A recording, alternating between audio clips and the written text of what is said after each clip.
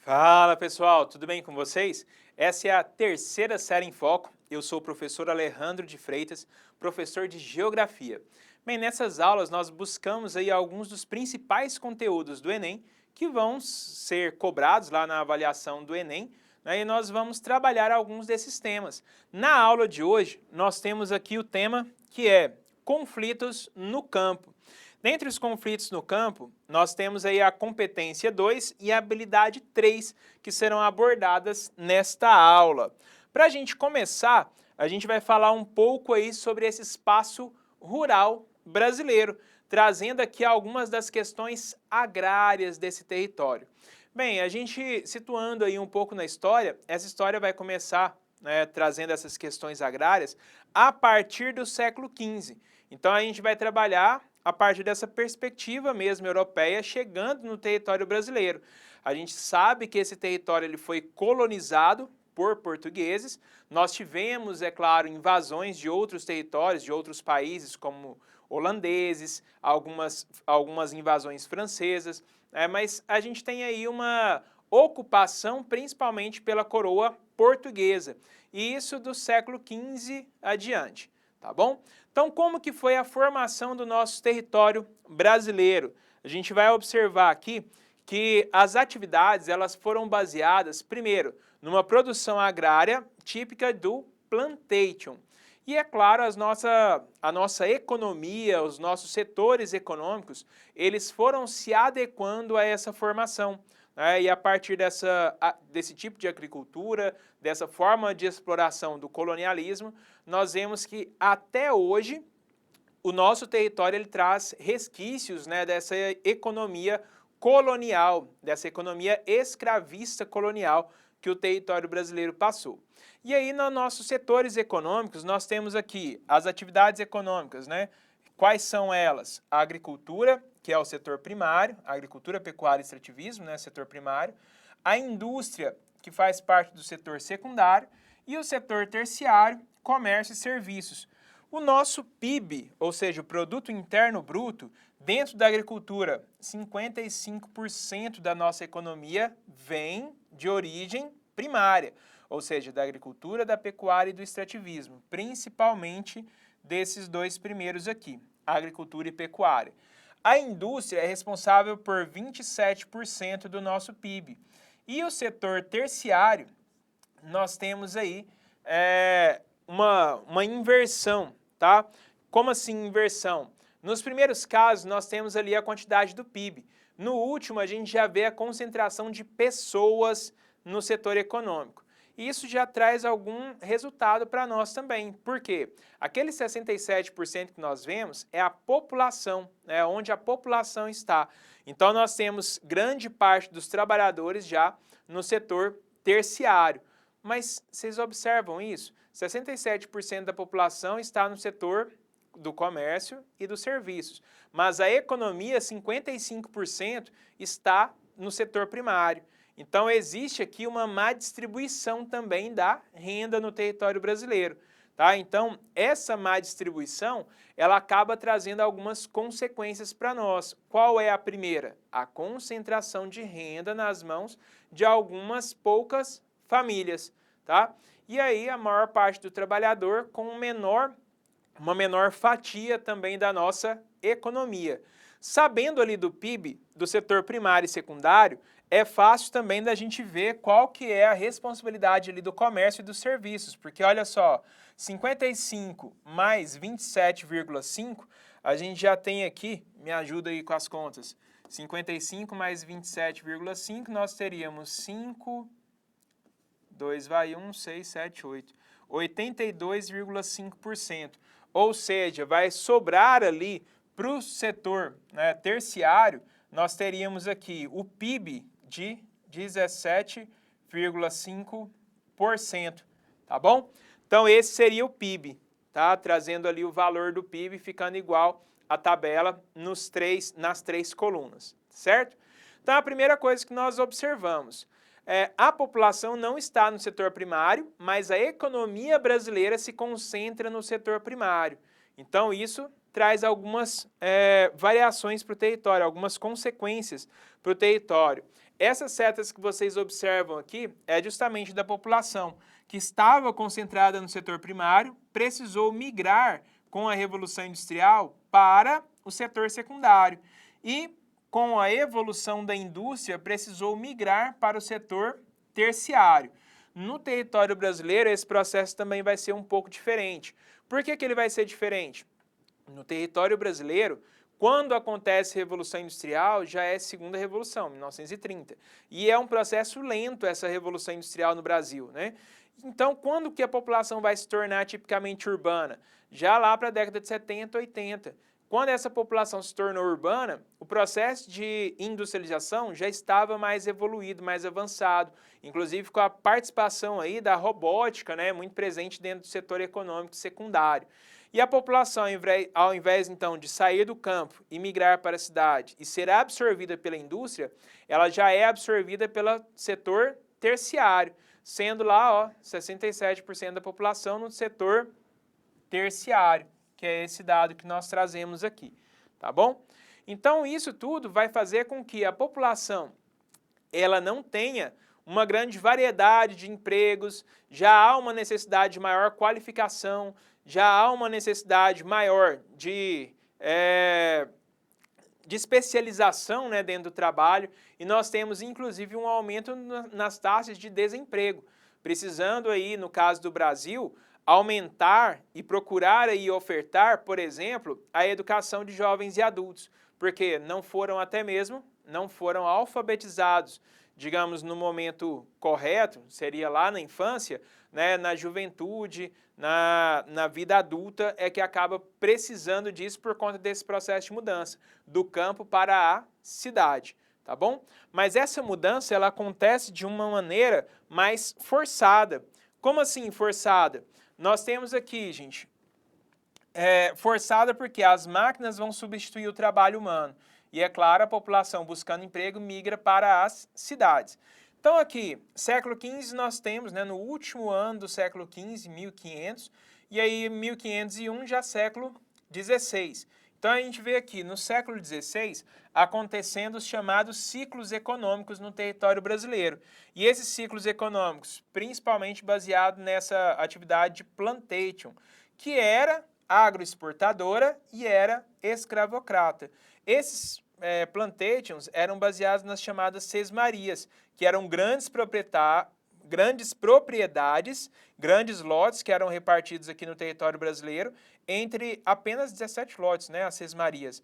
E esses lotes, eles tinham cada chamadas também de capitanias hereditárias, tinha um donatário, ou seja, uma pessoa de influência junto ao rei, e ela dominava aquela região ou governava aquela região a fim de melhorar a produtividade daquela região e assim levar mais renda para a coroa portuguesa. Então isso aconteceu no território brasileiro. É claro que esses ciclos econômicos, cada um desses ciclos, a gente tem aí ciclo da cana-de-açúcar, o ciclo do café, ciclo da borracha, cada um deles tinha a sua particularidade, mas todos eles formato semelhante ao de plantation, produção destinada para exportação, e nós temos grandes lotes, né, grandes propriedades de terra, grandes latifúndios, e esses latifúndios funcionando na base da escravidão, que era a forma de trabalho, a forma de produção, tá certo? Então essa aqui é a base da formação territorial brasileira. E esse formato, ele foi se estendendo até a atualidade, né, trazendo resquícios. Não estou dizendo que o Brasil ainda é de plantation e escravocrata, tá? Mas traz resquícios para nós. A partir daquilo, nós observamos a modernização do espaço rural brasileiro. E esse espaço rural, nós observamos justamente a presença de máquinas no território brasileiro. E é no espaço rural. Então, vamos lá, principal exemplo, né? Tratores fazendo o trabalho das pessoas no espaço rural, principalmente na região sul, sudeste e centro-oeste. Um detalhe aqui para a região centro-oeste é a questão do solo, né? Então, o solo da região centro-oeste, ele é um solo bastante ácido. E essa acidez, ela prejudicava as plantações, as culturas agrícolas.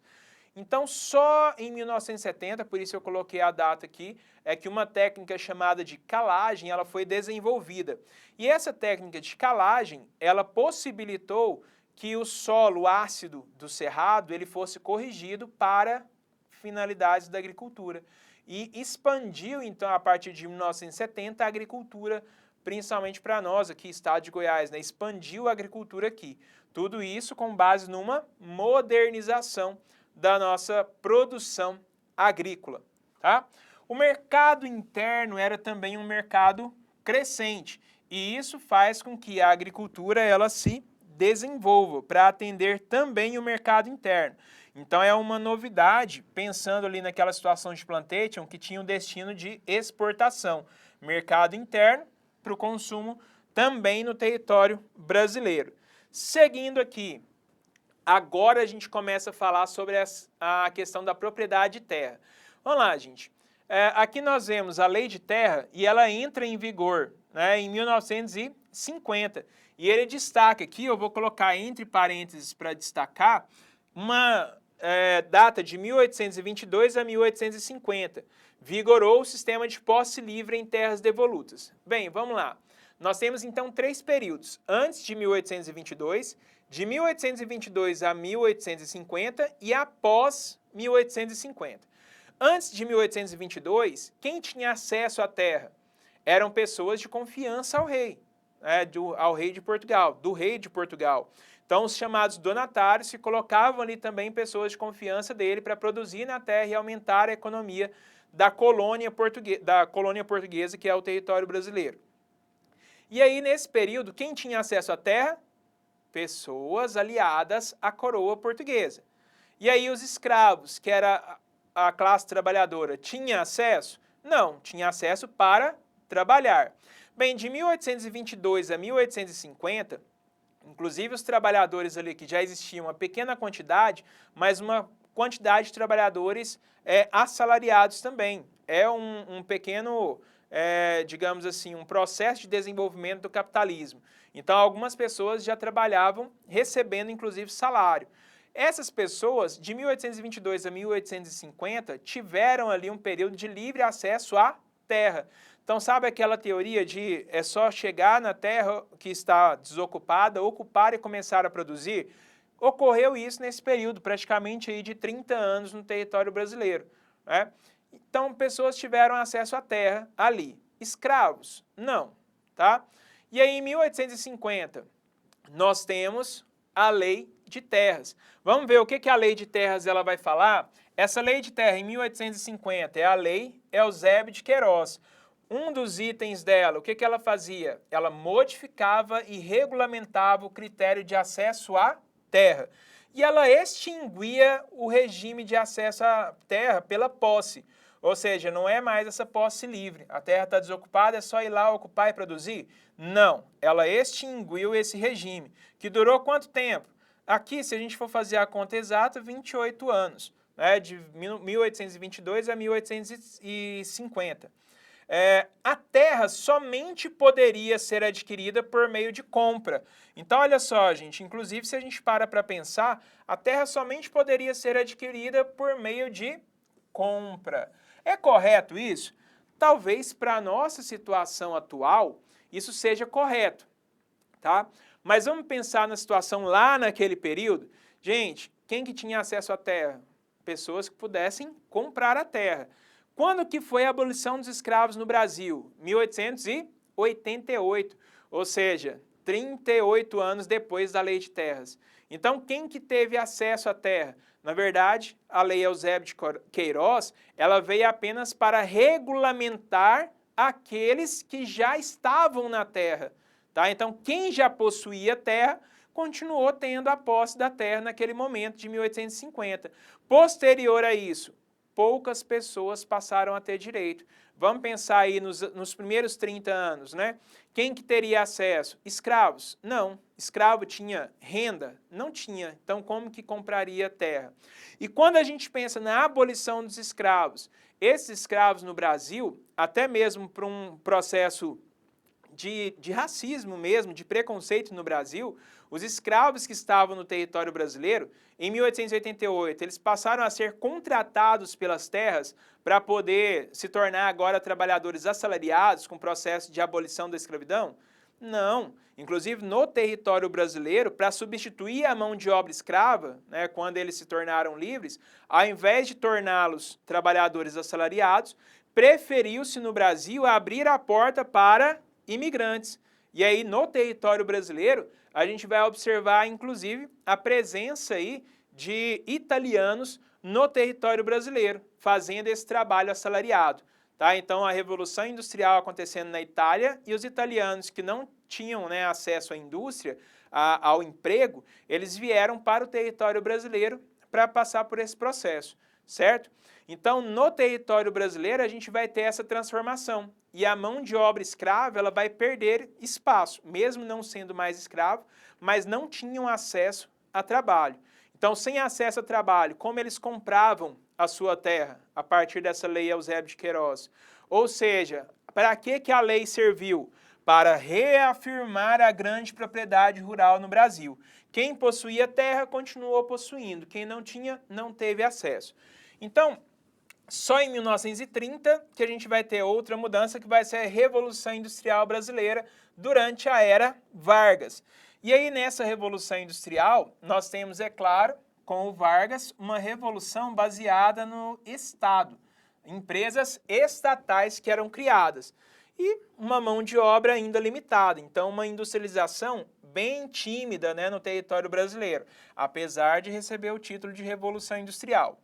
Na década de 50, a gente vai ver acontecendo já no governo de JK a Revolução Verde no Brasil, que trouxe investimentos para o território brasileiro. E esses investimentos da Revolução Verde são destinados a qual setor? Setor primário, ou seja, agricultura e pecuária receberam investimentos para aumentar a produtividade de alimentos, tá bom?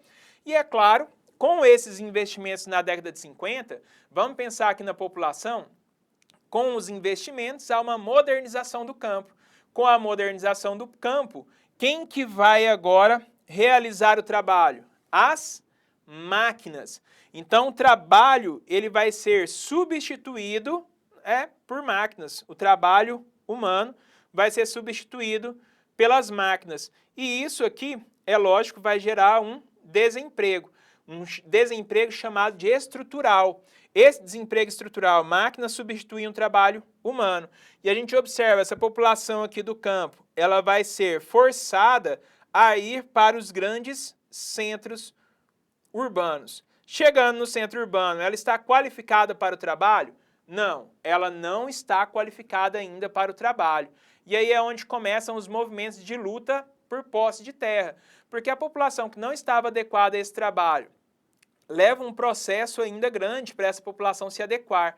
E é claro que a gente vai ver os movimentos sociais surgindo pedindo o quê? Acesso à terra. Pensa, o trabalhador rural precisou ir para a cidade. Não tem emprego de acordo com a qualificação dela ali. Para ela se qualificar leva um grande tempo também. E aí, é claro, qual é o trabalho que ela sabe fazer? O trabalho no campo. É onde a gente vai ver surgindo a chamada Liga Camponesa e na década de 70 esse movimento ele vai dar espaço ao movimento dos trabalhadores rurais sem terra.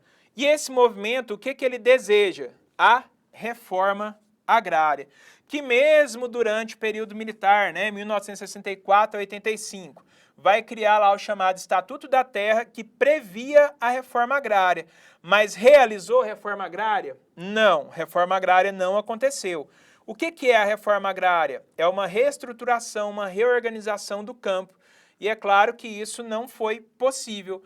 Promoveu a expansão agrícola e uma sustentabilidade no campo, promoveu a expansão das fronteiras agrícolas, principalmente para as áreas do Cerrado e da floresta amazônica.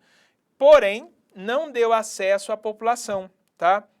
E essa população, é claro, desempregada, onde a gente vê aqui algumas imagens fazendo referência, né, do uso dos recursos naturais brasileiros, mas que tem um impacto ambiental também, mas não é para todos os brasileiros, tá? Bem, a questão agrária, então, na década de 90, a gente vê o neoliberalismo promovendo aí uma busca pelos assentamentos rurais, onde a população que buscava a reforma agrária, buscava acesso, ela vai começar a ter um acesso à mecanização e viabilização da produção. É claro, de uma forma muito lenta, muito atrasada, inclusive, tá bom? Pessoal, aqui eu tenho um texto do Enem, tá? E nesse texto a gente vai ver aqui depoimentos falando sobre o uso da terra, onde a gente vai ver nessa questão, vou trazer até o gabarito aqui para vocês já, para vocês fazerem posteriormente, mas a gente já observa que nessa situação aqui, o conflito estava acontecendo no território brasileiro entre agricultores e o movimento sem terra. E ali a gente vê os dois lados, tá? Inclusive duas questões, um depoimento 1 e o 2, mostrando essa luta na terra. Então eu vou pedir para vocês para observarem essas questões, essas duas, e observarem também os dois lados do território brasileiro na disputa por terra, tanto dos fazendeiros como do movimento sem terra, certinho? Pessoal, fico por aqui. Tchau para vocês, um forte abraço, até a próxima aula.